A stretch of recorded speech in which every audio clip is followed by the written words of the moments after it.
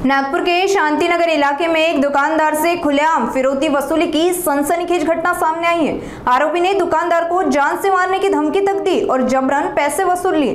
नागपुर में इस तरह दिन दहाड़े फिरौती वसूली की घटना न सिर्फ कानून व्यवस्था पर सवाल खड़े करती है, बल्कि छोटे व्यापारियों की सुरक्षा को लेकर चिंता भी बढ़ाती है। इस धमकी के बाद आरोपी ने जबरन रुपए 4000 नगद वसूल लिए और मौके से फरार हो गया। दुकानदार ने इस घटना की शिकायत शांतिनगर पुलिस स्टेशन में दर्ज कराई। शिकायत मिलते ही पुलिस ने त्वरित कार्रवाई करते हुए आरोपी प्रदीप थापा को गिरफ्तार कर लिया। आरोपी के खिलाफ फिरौती वसूली, धमकी और जबरदस्ती वसूली के तहत गंभीर धाराओं में केस दर्ज किया गया। इस घटना के बाद घाट चौक और आसपास के व्यापारियों में भारी असंतोष और भय का माहौल है।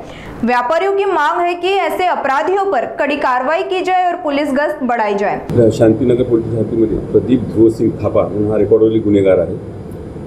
तो याच्या आधी सुद्धा त्यावर आपण प्रतिबंधक कारवाई एमपीडी केली होती। त्यानंतर त्यावर आणखी एक गुन्हा दाखल केला होता। त्यामुळे नंतर रविवारी तो जेलमधून सुटला। जेलमधून सुटल्यानंतर दुसऱ्या दिवशी सोमवारी घाट चौकामधील काही दुकानदार आहेत त्यांच्याकडे जाऊन त्यांनी खंडणी मागण्याचा प्रयत्न केला।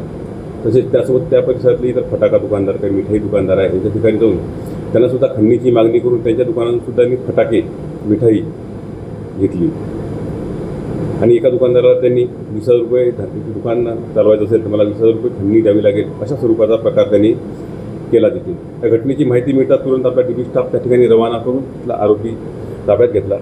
त्यानंतर आपण यामध्ये संबंधित तक्रारदार आहेत त्यांची तक्रार नोंदवून त्याच्याविरुद्ध खंडणीचा गुन्हा दाखल केला आणि त्यामध्ये त्या आरोपीला अटक करण्यात आली आहे। आरोपी सध्या आता न्यायालयीन कोठडीमध्ये बंद आहे। तो एक रेकॉर्डवरील सराईत गुन्हेगार आहे, त्यामुळे त्याला त्वरित ॲक्शन घेऊन आमचे डीबी पथकाचे आव्हाडे आणि पूर्ण डीबी टीम यांना आम्ही पाठवलं होतं। त्यांनी त्याला त्वरित ताब्यात घेऊन कुठलाही वेळ न दवडता घटनेचं गांभीर्य समजून त्यांना पटकन ताब्यात घेतलं आणि तक्रार दाखल करून घेऊन गुन्हा नोंद केला आणि त्याच्यावर पूर्ण कायदेशीर ते कारवाई करण्यात आली आहे।